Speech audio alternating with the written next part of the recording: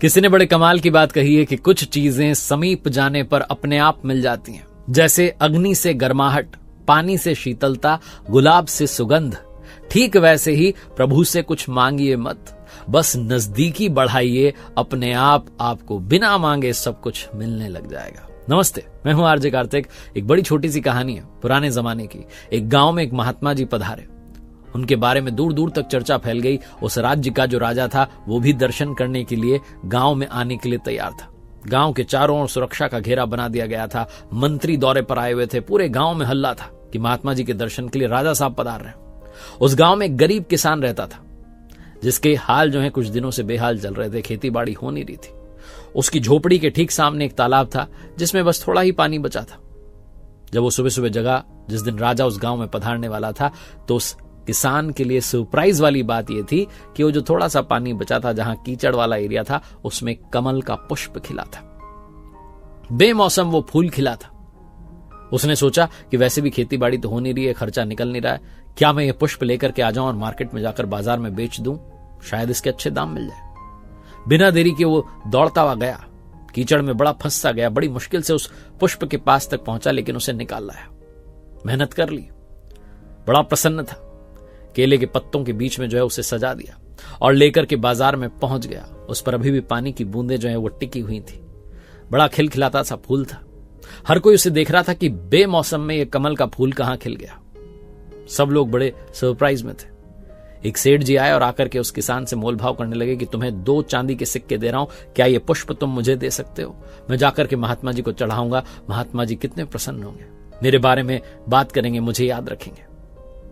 किसान ये मोल भाव कर ही रहा था, तभी उससे बड़े सेठ, गांव के जो सबसे बड़े सेठ थे, वो आ गए। उन्होंने कहा, ये मुझे दे दो, मैं तुम्हें 10 चांदी के सिक्के दे रहा हूं, ये पुष्प मुझे दे दो, मैं जाकर के महात्मा जी को चढ़ाना चाहता हूं। किसान को समझ में नहीं आया, अभी 2 सिक्के की बात हो रही थी चांदी की, अब 10 सिक्के मिल रहे। तभी मंत्री ने देखा राजा के कि अरे बेमौसम कमल का फूल खिला, ये ले चलता हूं, राजा साहब खुश हो जाएंगे। राजा साहब जाकर के महात्मा जी के चरणों में रख देंगे, ओहो मजा आ जाएगा। मंत्री गया, जाकर के कहने लगा कि सुनो, मैं तुम्हें 100 चांदी के सिक्के दे रहा हूं, ये पुष्प मुझे दे दो, राजा जी को भेंट करूंगा। राजा जी महात्मा जी को भेंट करेंगे, अद्भुत दृश्य होगा, महात्मा जी बड़े प्रसन्न होंगे। ये सब चल ही रहा था। उस किसान के आसपास भीड़ जमा हो रखी थी। तभी राजा ने देखा कि ये क्या हो रहा है। तो मंत्री ने बताया कि एक वो किसान है जो बेमौसम में कहीं से कमल का फूल लेकर के आया है और सब उस पुष्प को खरीदने के लिए पीछे पड़े हुए। राजा दौड़ा भागा पहुंचा कि अरे फिर तो हमें लेना चाहिए।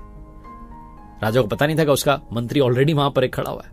राजा ने जाकर के कहा कि अरे सुनो, तुम तो ये 1000 चांदी के सिक्के पकड़ो और ये पुष्प मुझे दे दो, मैं जाकर के महात्मा जी को चढ़ाना चाहता हूं, उनकी कृपा मुझ पर बरस जाएगी। किसान ने कहा कि क्या हो अगर मैं बेचूं ही ना?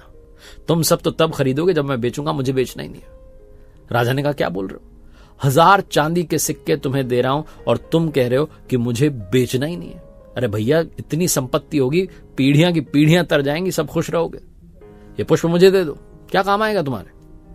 उस किसान ने कहा कि ये इतना बहुमूल्य पुष्प बन चुका है कि 1000 चांदी के सिक्के आप देने के लिए तैयार हैं, तो क्यों ना मैं स्वयं जाकर के, जो इतनी मुश्किल से उस तालाब में से निकाल कर लाया है, मैं स्वयं जाकर के महात्मा जी को चढ़ा दूं।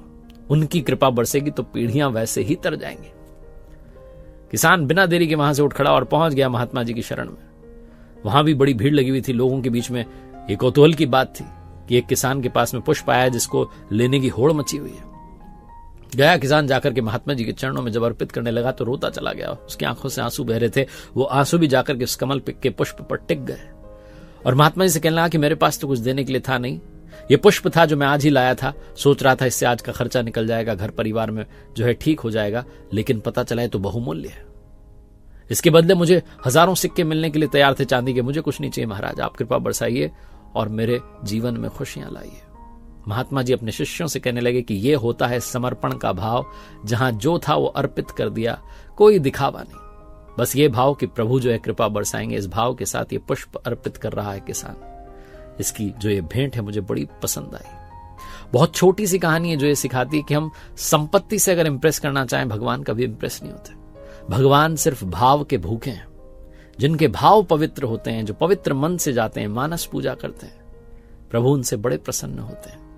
बहुत छोटी सी कहानी जिसका सार यही सिखाता है कि अपने मन को पवित्र रखना शुरू कीजिए।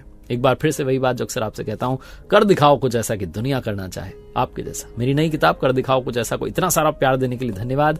और साथ ही मेरी वेबसाइट rjkartik.in, जहां कुछ कोर्सेज हैं जो आपकी लाइफ को ट्रांसफॉर्म करने के काम आएंगे, देखिएगा जरूर।